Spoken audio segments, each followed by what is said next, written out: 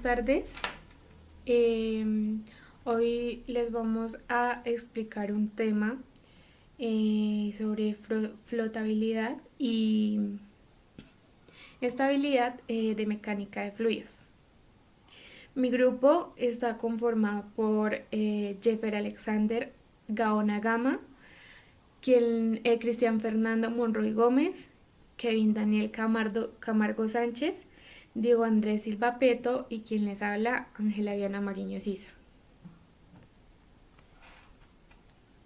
En cuanto a estabilidad rotacional de los cuerpos, este es un caso que se presenta mucho en los barcos y en los submarinos.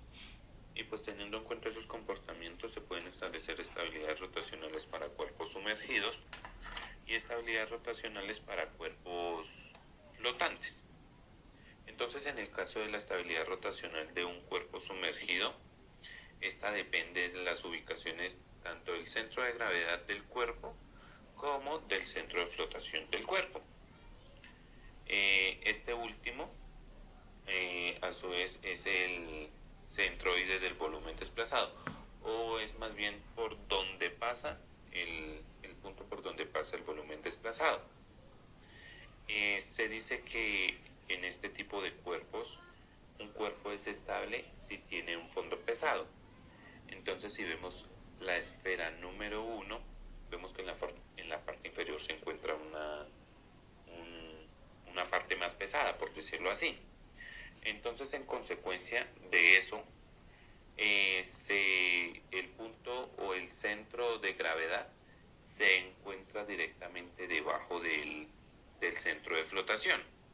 Entonces, digamos, si se perturba rotacionalmente el cuerpo, se generará un movimiento de restitución que lo regresará a su posición original. Dicho de otra manera, eh, se dice que cuando se le aplica, digamos, una fuerza lateral, vamos a ejemplificarlo con la esfera número 4, cuando se le aplica una fuerza lateral, pues obviamente se va a generar, digamos, un momento de restitución y el centro de gravedad pues se desplaza hacia un punto donde las fuerzas de flotación y las fuerzas de gravedad generan el momento pues que obviamente restituye la posición inicial de ese cuerpo. Ese mismo comportamiento puede presentarse cuando nosotros tenemos un cuerpo inestable, que es el que voy a explicar ahora mismo. Entonces, cuando un cuerpo es inestable, el centro de gravedad se encuentra arriba del centro de flotación. Entonces, eso se puede apreciar en la esfera número 3. Entonces, ante cualquier perturbación, este cuerpo va a girar, esa esfera va a girar. Y pues obviamente por acción de la gravedad y del peso de la esfera. Entonces se va a voltear y va a regresar a una posición como en la figura o en la esfera número 1. Y hay un caso en el que tanto el centro de gravedad como el centro de flotación coinciden. Entonces se dice que ese cuerpo, en este caso esa esfera, es neutralmente estable. Entonces eso pasa en los cuerpos cuya densidad es constante en toda su extensión. Y pues no existe tendencia a voltearse o enderezarse por sí mismos.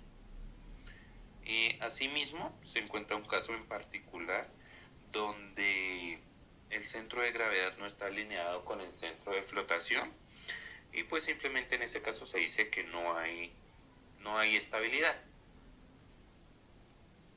Bueno, en cuanto a estabilidad de cuerpos, se puede entender por estabilidad como la capacidad que tienen dichos cuerpos para mantenerse en equilibrio. Esta capacidad o esta característica, por decirlo así, no es invariable para un mismo cuerpo, porque pues todos los cuerpos tienen una estabilidad diferente. Pero digamos que de cierta manera sí se pueden clasificar como cuerpos estables o cuerpos inestables. Dentro de este campo de la estabilidad de los cuerpos se puede tener muy en claro que existe una estabilidad vertical y una estabilidad rotacional. Entonces, en cuanto a estabilidades verticales, se puede entender como un cuerpo estable a aquel que ante cualquier fuerza de perturbación que se le aplique, este mismo cuerpo genera una fuerza de restitución que hace que regrese a su posición inicial.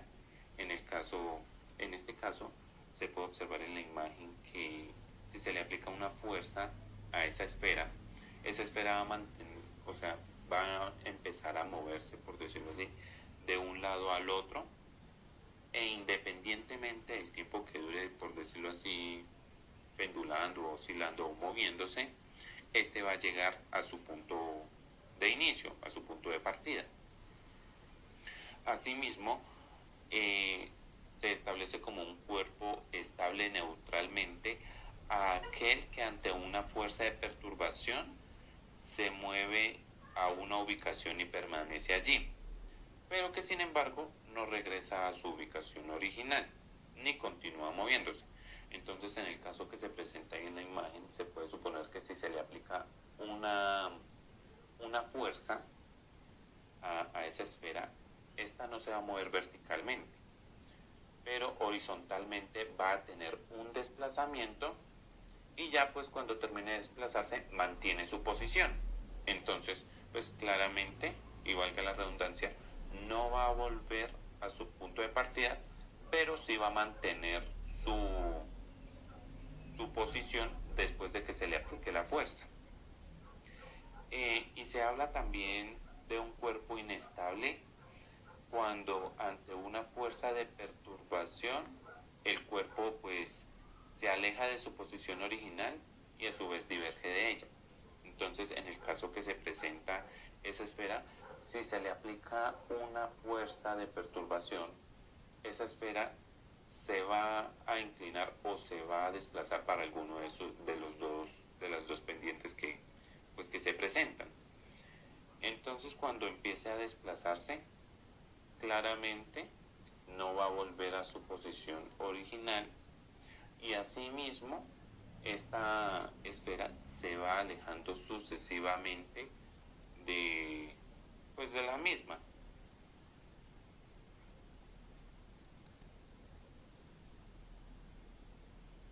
Bueno, ya dentro de las condiciones de estabilidad rotacional para un cuerpo flotante, entonces para un cuerpo siempre va a ser estable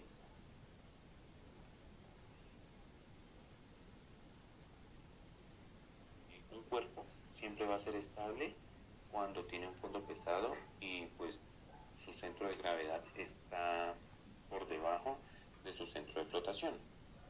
Además, existe una característica que diferencia mucho el comportamiento de la estabilidad rotacional para cuerpos flotantes y cuerpos sumergidos, y es que en los cuerpos flotantes el centro de gravedad sí puede estar encima del centro de flotación, y pues eso va a depender de unas condiciones que tendrá el cuerpo porque pues, obviamente tiene una parte de su superficie por fuera. Entonces, dicho de una manera más técnica, dice, un cuerpo flotante puede ser estable cuando el centro de gravedad está directamente arriba del centro de flotación. Y esto se debe a que el centroide del volumen desplazado se mueve hacia uno de los lados del punto del centro de flotación durante una perturbación rotacional, mientras que el centro de gravedad del cuerpo permanece inalterado. Entonces esa sería como una explicación más clara. A su vez, la estabilidad de los cuerpos flotantes se puede medir o mediar a través de una altura metacéntrica que está denotada con las letras mayúsculas G y M. Esta altura metacéntrica es la distancia que hay entre el centro de gravedad y el metacentro del cuerpo. Y pues para explicar bien qué es lo que quiere decir el metacentro es el punto de intersección entre las líneas de acción de la fuerza de flotación que pasa por el cuerpo antes y después de la rotación. Entonces, si miramos bien la figura número 2, podría ser, se traza una proyección del centro de gravedad y una proyección en la rotación del centro de flotación. Entonces, en el punto donde se intersectan esas dos líneas, ese es el punto donde se encuentra el metacentro. Bueno, eso en cuanto al metacentro. Ya dentro de una de las características, cuando la longitud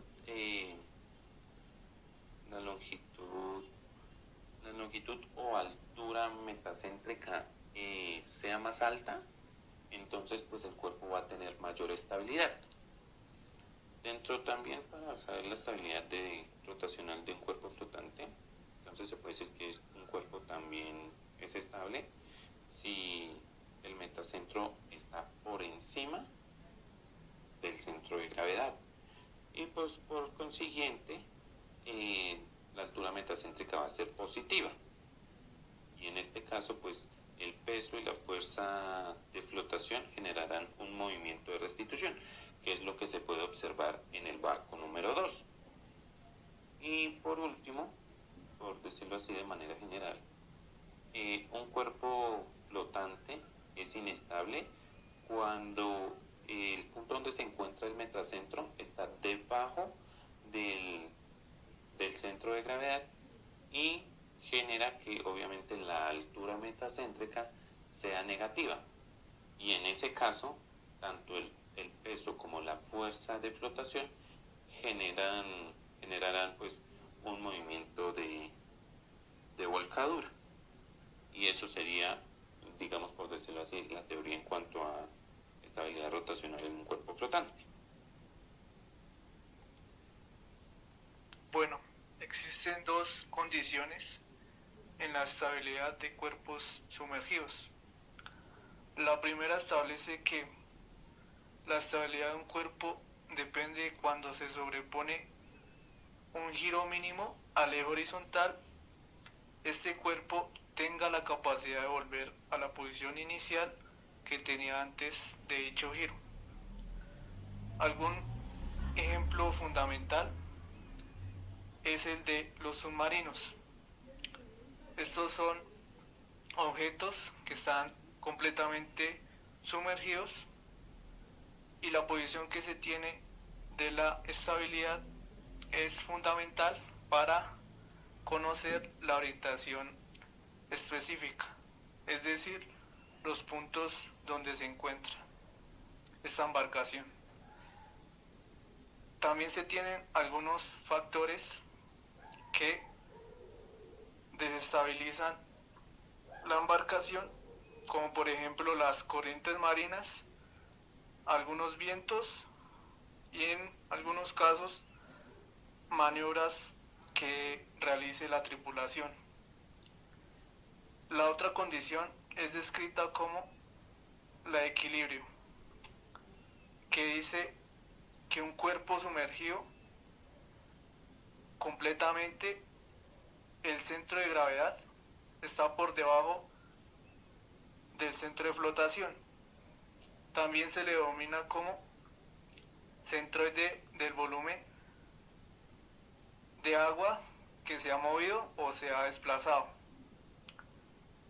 El centro de gravedad es el punto donde la gravedad actúa la fuerza del peso sobre pues el cuerpo que se encuentra sumergido.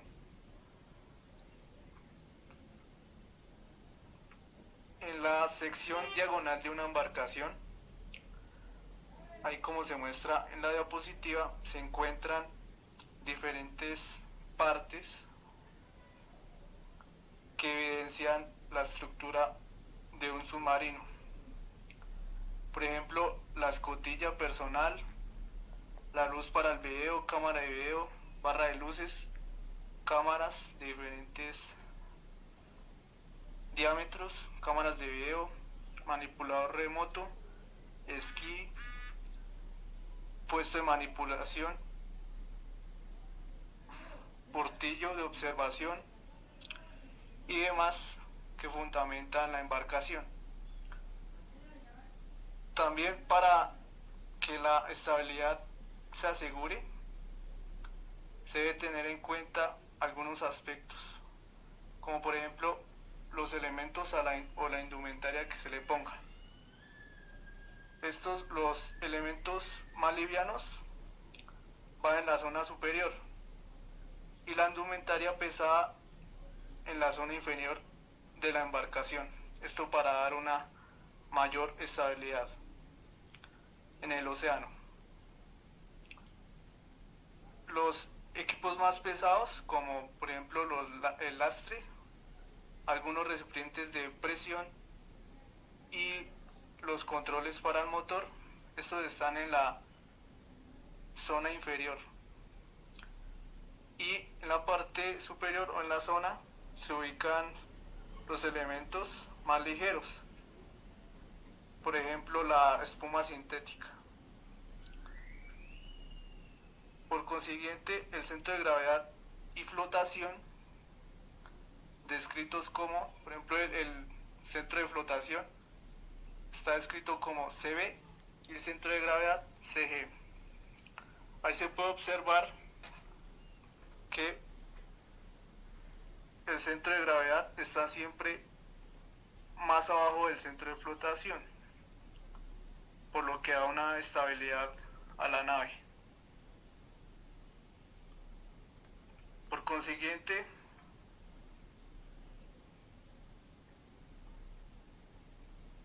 se encuentra el ejemplo del libro, que dice que un bloque cúbico de bronce tiene un peso específico de 86,9 kilonewtons metro cúbico y aristas que miden 50 centímetros.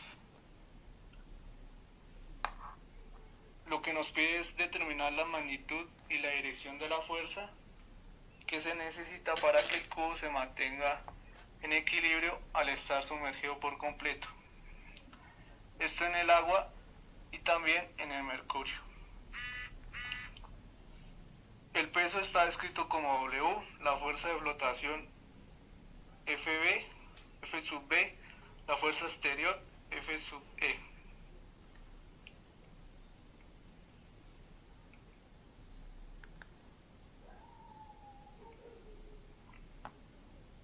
En el punto A se toma una condición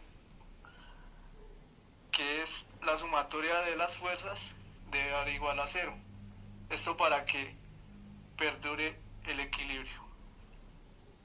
Luego de esto se despeja la fuerza exterior, ya teniendo el diagrama de cuerpo libre, que sería la sumatoria de fuerzas ahí serían F de B más F de menos W, que sería el peso igual a 0. De ahí se despeja la fuerza exterior y daría como resultante la fuerza exterior, el peso menos la fuerza de flotación, y esto nos daría un resultado de 9,63 kilonewtons. Para llegar con este resultado se debe tomar el peso del cubo, que está descrito por la fórmula del peso específico por el volumen del cubo. Este sería 86,9 kilonewtons metro cúbico por 0,5 metros al cubo, que daría un resultado de 10,86 kilonewtons. Luego se hace la fuerza de empuje, descrita como la fórmula del peso específico a 4 grados centígrados por el volumen desplazado. Este sería el cubo y daría 1,22 kilonewtons. Por consiguiente está el punto B, que ahí sí se toma el mercurio, la gravedad específica del mercurio, que es 13,54, se halla la fuerza de flotación tomando la gravedad específica y el volumen desplazado. Este daría un resultado de 16,59 kilonewtons. Y también se halla la fuerza exterior, que daría un resultado de 5,73 kilonewtons. En la figura se puede ver que en la parte A el cubo se hundiría y en la parte B el cubo flotaría, pero es lo mismo.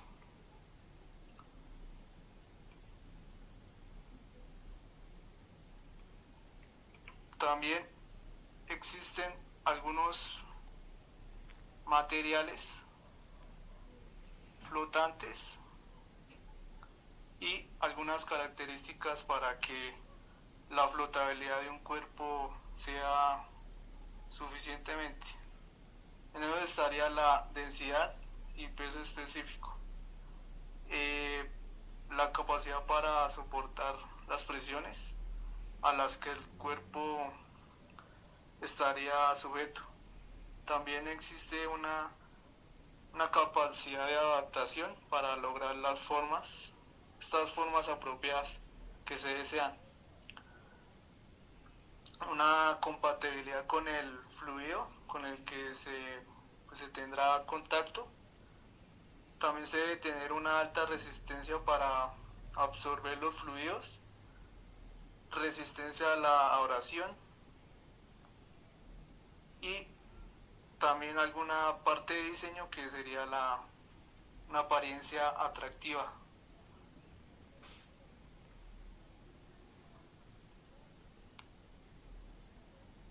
Una aplicación valiosa, como ya antes mencionada, para el concepto de la flotación es la evaluación de la estabilidad de los cuerpos sumergidos y de los flotantes, sin accesorios externos. Este tema tiene una importancia muy importante en cuanto al diseño de barcos y submarinos. Enseguida de esto se incluyen comentarios cualitativos generales acerca de la estabilidad vertical y rotacional. Para esto se tiene en cuenta cuando un cuerpo es sumergido o flotante en equilibrio estático. El peso y la fuerza de la flotación que actúan sobre él se equilibran entre sí. Y de manera inherente estos cuerpos son estables o no estables, de acuerdo a su dirección vertical. Si un cuerpo sumergido neutralmente flotante se asciende o desciende hasta una profundidad diferente, el cuerpo permanece en equilibrio en esta ubicación. Si un cuerpo flotante se asciende o desciende mediante una fuerza vertical, el cuerpo regresará a su posición original tan pronto como se elimine el nuevo efecto externo. Por lo tanto, podemos decir que un cuerpo flotante posee estabilidad vertical, mientras que uno sumergido neutralmente flotante es neutralmente estable, puesto que no regresa a su posición original después de la perturbación. Como se puede ver en la siguiente figura, un cuerpo sumergido neutralmente flotante presenta esos tres estados, ya sea estable, neutralmente estable o inestable. Cabe destacar que existen, como ya lo había mencionado anteriormente, la estabilidad vertical y la rotacional. En este caso les voy a hablar un poco de la rotacional. Esta estabilidad está sumergida depende de las ubicaciones relativas del centro de gravedad G del cuerpo y del centro de flotación B, el cual es el centroide del volumen desplazado. Un cuerpo sumergido es estable si tiene un fondo pesado y en consecuencia el punto G está directamente debajo del B. Existen muchos casos donde el alineado de la dirección vertical con el centro de flotación no es el apropiado. Entonces se tiene que comentar acerca de la estabilidad, ya que un cuerpo es estable cuando encuentra un estado de equilibrio, o en otras palabras, no puede estar en reposo y girar hacia su estado estable. inclusive sin que hubiera una perturbación. Los criterios de estabilidad rotacional son semejantes para los cuerpos flotantes. Una vez más, si el cuerpo flotante tiene fondo pesado y por lo tanto el centro de gravedad G está directamente abajo del centro de flotación B, el cuerpo siempre es estable. Pero a diferencia de los cuerpos sumergidos, un cuerpo flotante inclusive puede ser estable cuando G está directamente arriba de B.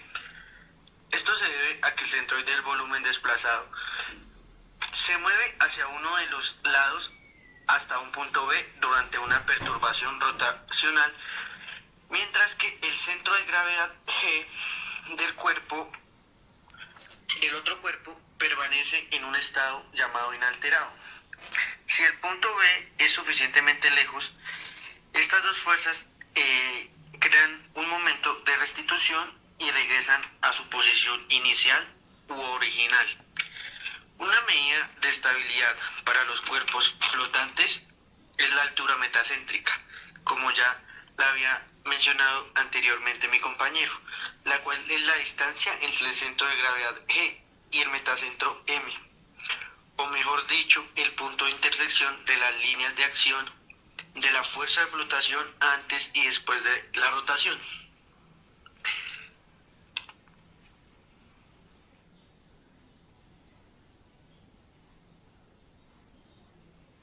Bueno, como ya se indicó en un barco, este barco se puede inclinar hasta cierto ángulo máximo sin volcarse, pero más allá de ese ángulo se vuelca y obviamente pues se hunde.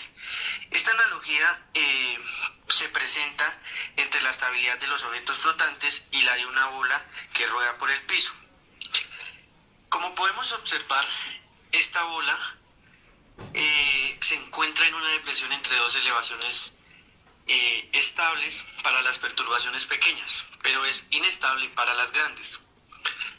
Bueno, en este caso podemos ver dos situaciones, las cuales serían una situación inestable y estable. Como ejemplo, tomé un automóvil pesado en el cual se encontraba debajo del agua. Por decirlo así, es un ejemplo tomado de un libro, mejor dicho, el cual se le resume fuerza hidrostática que actúa sobre la puerta de un automóvil sumergido. En este ejemplo podemos observar, como se muestra en la figura 3.35, un automóvil sumergido, como ya lo dije antes, en el cual se quiere presentar una fuerza para que actúe sobre la puerta de este. Bueno, un automóvil pesado se sumergió en un lago por accidente y quedó sobre sus ruedas, como se puede observar en la figura 3.35. La puerta mide 1.2 metros de altura y 1 metro de ancho, y el borde superior de la misma está a 8 metros abajo de la superficie libre del agua. Determine la fuerza hidrostática sobre la puerta y la ubicación del centro de presión y determine si el conductor puede abrir la puerta. Bueno, entonces, pues lo primero que vamos a hacer para este ejemplo es mirar el esquema y darle una posible solución. Entonces, lo que vamos a hacer es que vamos a tener 5 suposiciones. Dentro de estas 5 suposiciones, la primera es que la superficie del fondo del lago es horizontal. La segunda es que la cabina de pasajeros está sellada, de modo que el agua no se filtra hacia su interior, o sea, el agua no se entra hacia el carro. Tercero, la puerta se puede tomar aproximadamente como una placa rectangular vertical. Cuarto, la presión en la cabina de pasajeros permanece en el valor atmosférico, puesto que no se filtra agua hacia adentro y donde no hay compresión del aire del interior. Por lo tanto, se puede cancelar la presión atmosférica en los cálculos, ya que actúa sobre los dos lados de la puerta. Y la quinta suposición es el peso del automóvil es mayor que la fuerza de flotación que actúa sobre esta.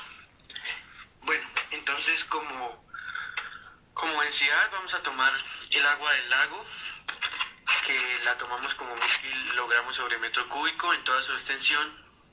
Lo primero que vamos a hacer es hallar la presión manométrica promedio sobre la puerta del centroide, la cual es en el punto medio. Luego de que determinamos esto, vamos a hallar la fuerza hidrostática resultante, que es la presión promedio por el área. Como podemos observar en el ejemplo, el área sería pues la que nos están hablando, que en este caso sería la puerta. Entonces tenemos un ancho de 1 metro y un alto de 1.2. Nos damos cuenta que la fuerza hidrostática que se aplica sobre este carro es de 101.3 kilonewton. Llegamos a la conclusión de que el conductor no puede abrir la puerta debido a que la fuerza hidrostática aplicada, la cual es la que resulta sobre la puerta, es muy alta, por la cual el conductor no va a tener la suficiente fuerza y debido al centro de presión no se podrá abrir la puerta. Para el siguiente caso, vamos a calcular la magnitud de las componentes horizontales y verticales de la fuerza que el fluido ejerce sobre dicha superficie. Después de esto, vamos a calcular la magnitud de la fuerza resultante, así como su dirección, demostrando que la fuerza resultante actúa sobre la superficie de esta curva. Bueno, como podemos ver en el esquema, tenemos un radio de 1.2 metros, un ancho de 1.5 metros. Entonces, lo primero que vamos a hacer para este ejercicio es hallar la presión promedio. Luego de que hallamos la presión promedio, vamos a ir al área de la proyección vertical. El área de la proyección vertical es el ancho por el radio. Esta área va en metros cuadrados. De acuerdo a esta área, podemos calcular la fuerza horizontal, ya que antes teníamos la presión promedio y ahora tenemos la área de la proyección vertical. Calculamos la fuerza horizontal. Nosotros tomamos la fuerza horizontal de esta manera debido a que el fluido estaba debajo de la compuerta. Y el área lateral es la restante de 1/4 del círculo del área, que en este caso es el radio al cuadrado menos pi radio al cuadrado sobre 4.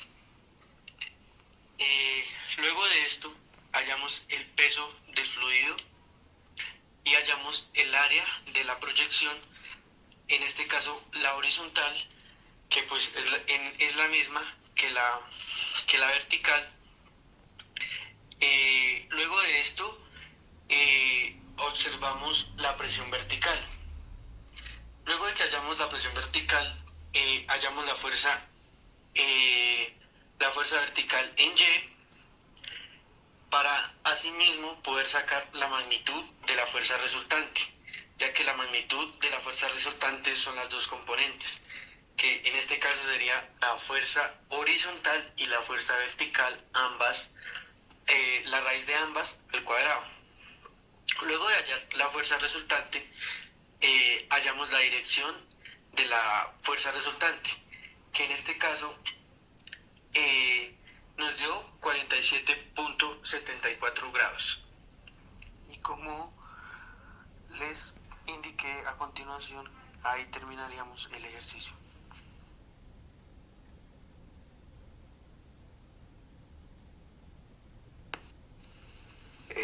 Buenas tardes. A continuación voy a hablar de la flotación y las leyes de flotación enunciadas por Arquímedes en el siglo III a.C.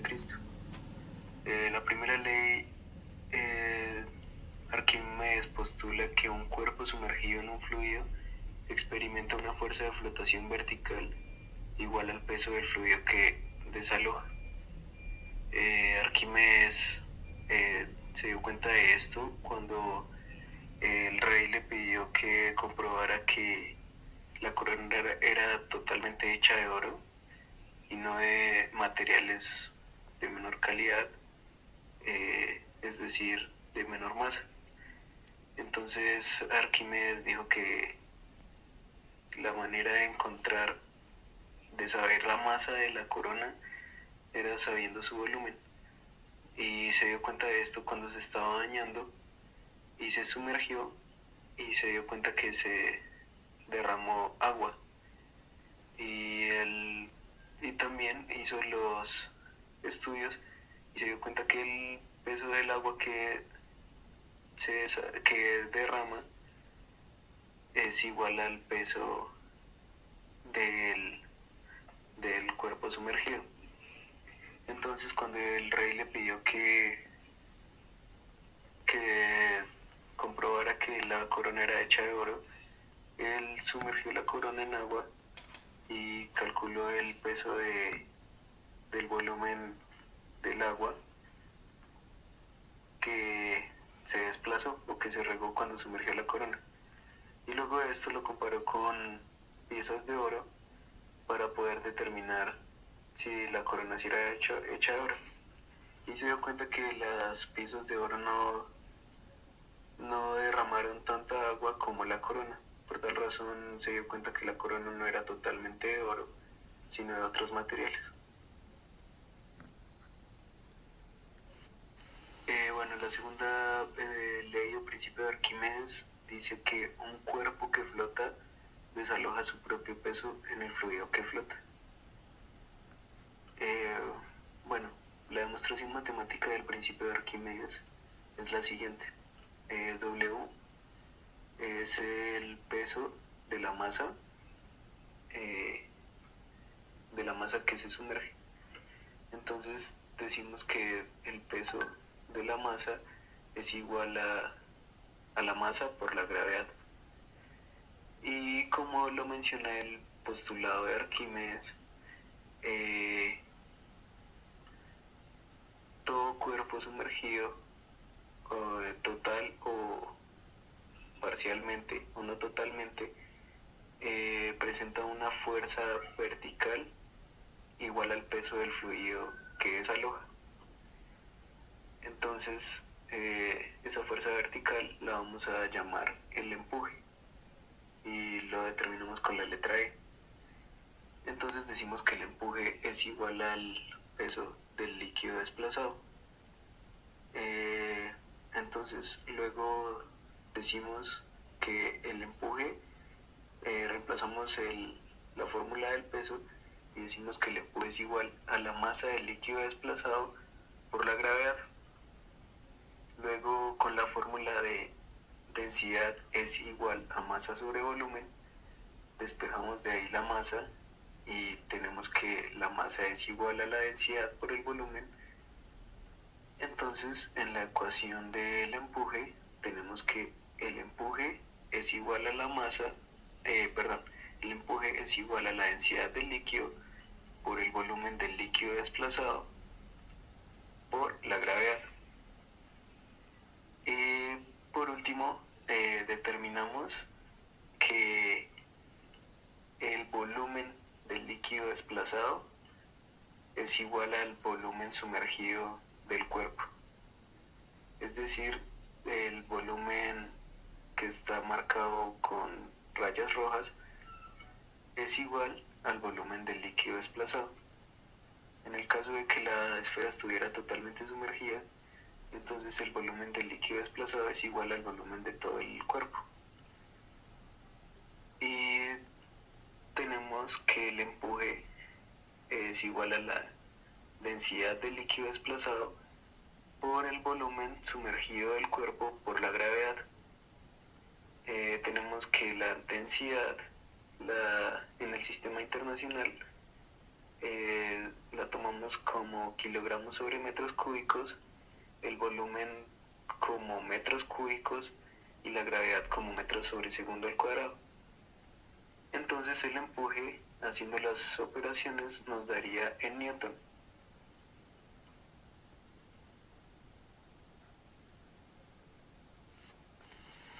Bueno, a continuación vamos a realizar un ejercicio de los principios de Arquímedes. El ejercicio dice lo siguiente. Una esfera de aluminio de 8 centímetros de radio colgada al extremo de un dinamómetro se introduce en agua. ¿Cuál es el empuje que experimenta la esfera? ¿Qué peso señalaría el dinamómetro al sumergir la bola? Y por último, realizar el mismo procedimiento, pero con la esfera sumergida en alcohol.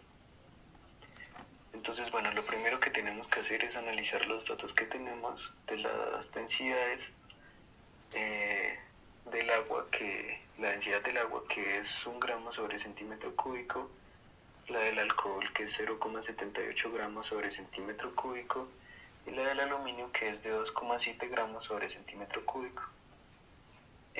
Bueno, luego pasamos el radio, que es de 8 centímetros a metros y nos daría 0,08 metros.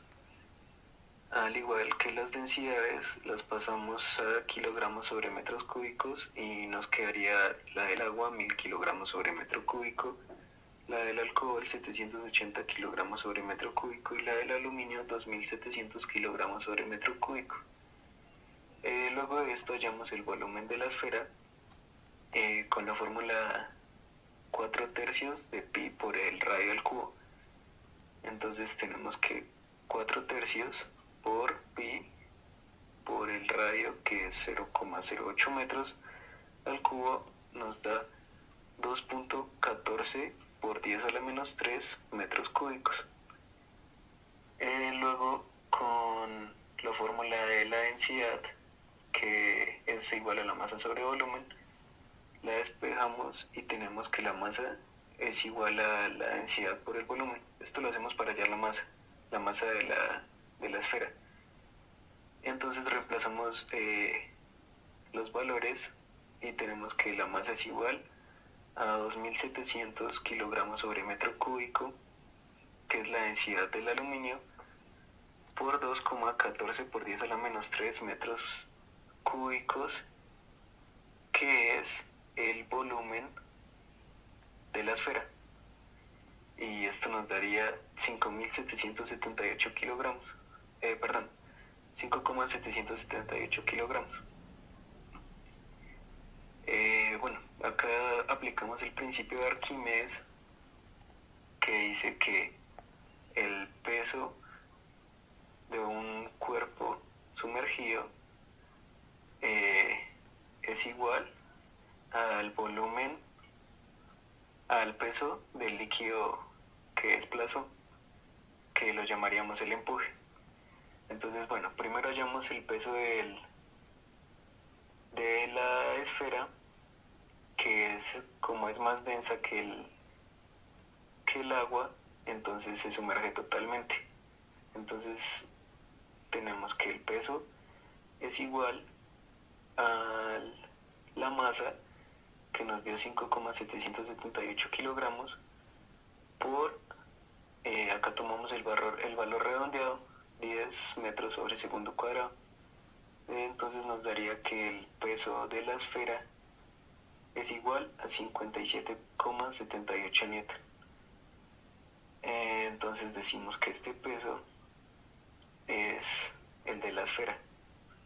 Luego el empuje, con la demostración explicada anteriormente, la demostración matemática explicada anteriormente, tenemos que el empuje es la densidad del líquido desplazado por el volumen sumergido del cuerpo por la gravedad. Entonces, el empuje que sufre la esfera, que presenta la esfera en agua, es igual a la densidad del líquido desplazado, que como es el agua, es 1000 kilogramos sobre metro cúbico, por el volumen del cuerpo.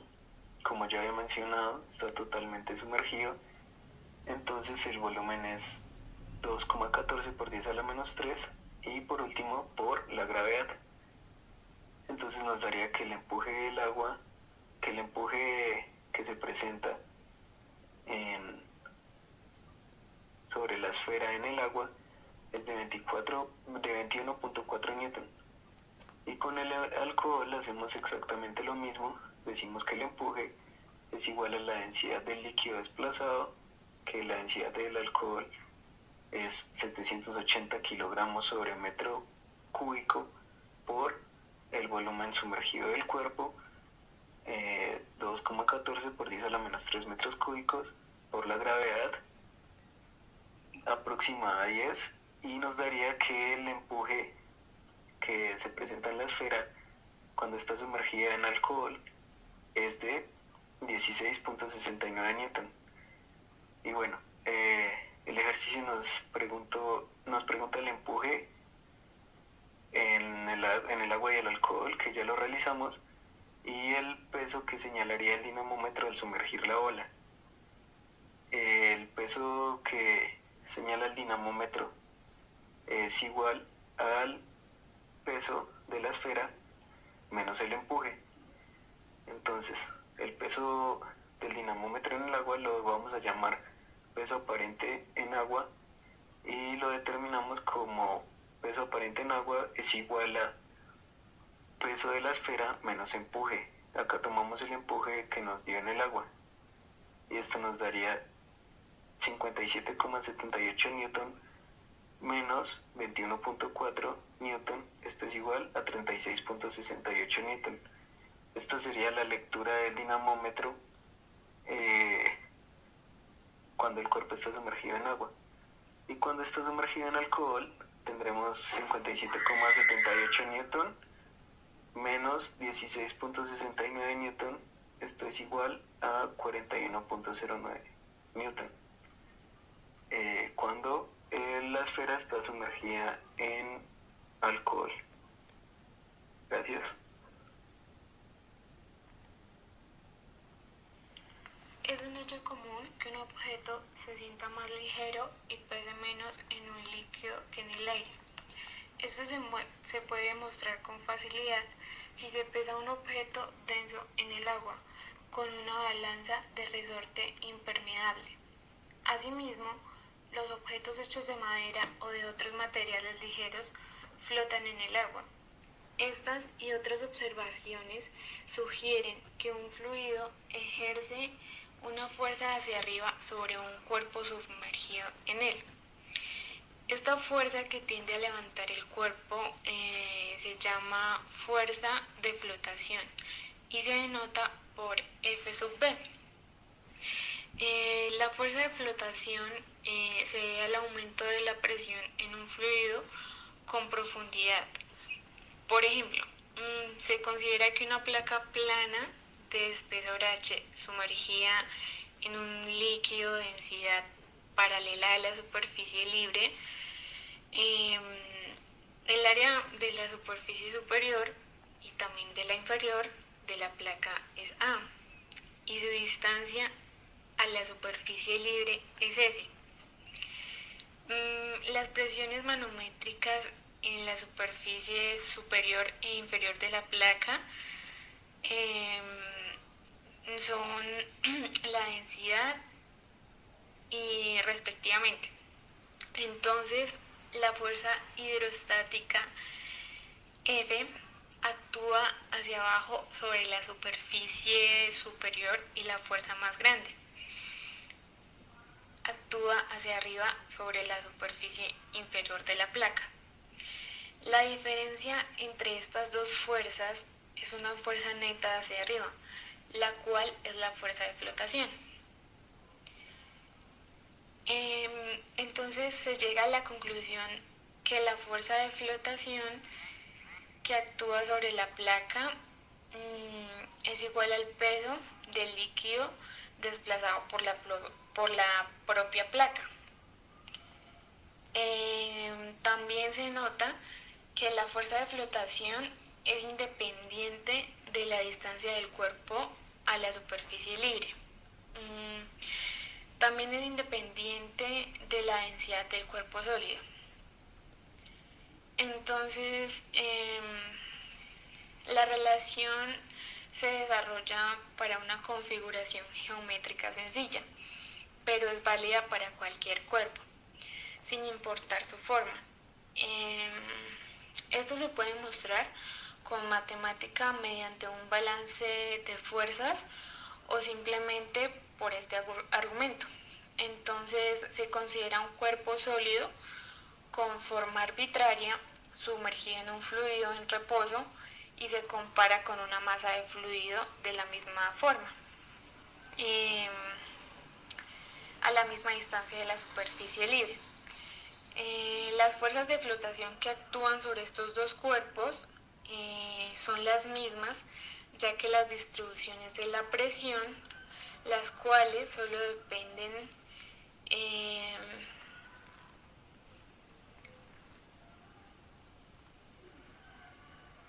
de la profundidad, son iguales en las fronteras de ambos. Entonces, el cuerpo imaginario de fluido está en equilibrio estático y la fuerza neta y el momento neto que actúan sobre él son cero. Por lo tanto, la fuerza de flotación ascendente debe ser la misma al peso del cuerpo imaginario de fluido, cuyo volumen es igual al del cuerpo sólido. Además, el peso y la fuerza de flotación deben tener la misma línea de actuación para crear un momento cero. Esto es más conocido como el principio de Arquímedes, en honor al matemático griego. Para los cuerpos flotantes, el peso del cuerpo completo debe ser igual a la fuerza de flotación, la cual es el peso del fluido, cuyo volumen es igual al de la parte sumergida de ese cuerpo. Entonces, la fracción sumergida del volumen de un cuerpo flotante es igual a la razón de la densidad promedio del cuerpo a la densidad del fluido. También se nota que cuando la razón de densidades es igual a 1 o mayor que 1, el cuerpo flotante se vuelve por completo sumergido. Las fuerzas de flotación que actúan sobre un cuerpo sólido sumergido en un fluido y sobre una masa del fluido de la misma forma, a la misma profundidad, son idénticas. La fuerza de flotación F sub B actúa hacia arriba pasando por el centroide C del volumen desplazado y es igual en magnitud al peso W del fluido desplazado, pero en la dirección opuesta. Para un sólido de densidad uniforme, su peso W sub S también actúa pasando por el centroide, pero su magnitud no es necesariamente igual a la del fluido que desplaza. Entonces, con base a estas observaciones, se infiere que un cuerpo sumergido en un fluido, primero, permanece en reposo en cualquier punto en el fluido, cuando su densidad es igual a la densidad del fluido. Segundo, se hunde hasta el fondo cuando su densidad es mayor que la del fluido y asciende hasta la superficie del fluido y flota cuando la densidad del cuerpo es menor que la del fluido. Para un cuerpo que flota en la superficie de un líquido, es obvio que el peso total del cuerpo debe ser menor que el del líquido que desplaza. Entonces resulta que una parte del volumen del cuerpo está sumergida, mientras que la porción restante se coloca por encima de la superficie del líquido. Como el sistema es estacionario, las dos fuerzas verticales aún deben equilibrarse.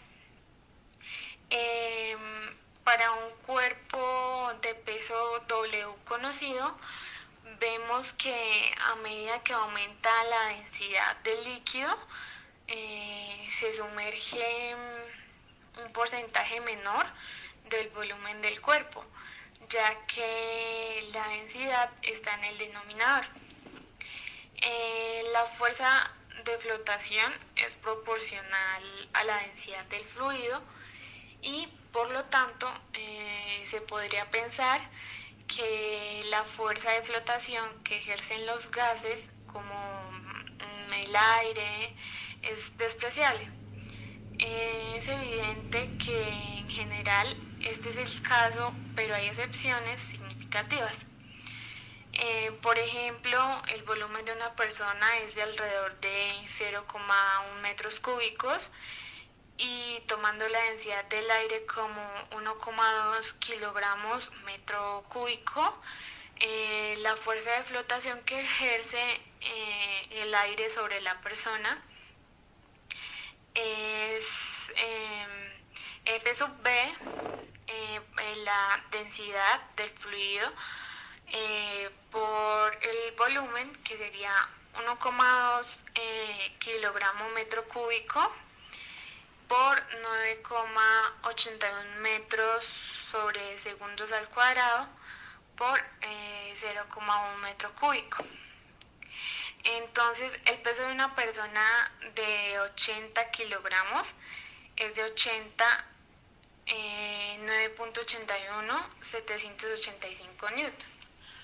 Por lo tanto, en este caso, ignorar la flotación conduce a un error en el peso de solo 0,15%, lo cual es despreciable.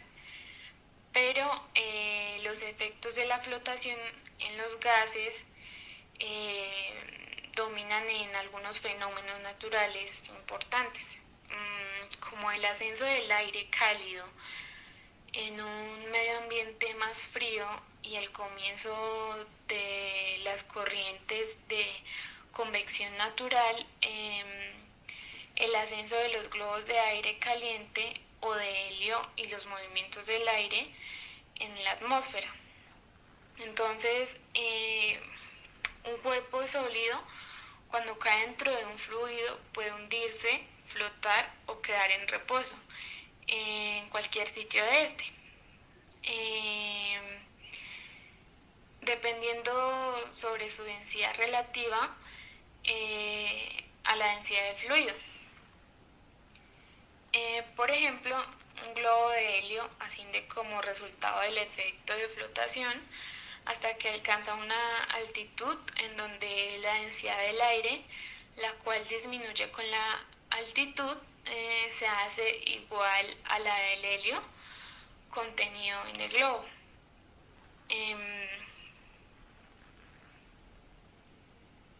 Se supone que el globo no se revienta para entonces y se ignora el peso del material del que está hecho. Los globos de aire caliente funcionan mediante principios similares. El principio de Arquímedes también se aplica en la geología moderna cuando se considera que los continentes flotan sobre un mar de magma. La densidad del agua en el mar muerto es aproximadamente 24% más alta que la del agua pura. Por lo tanto, las personas flotan mucho más fácilmente con más de sus cuerpos sobre el agua en el mar muerto que en agua dulce o en agua de mar normal.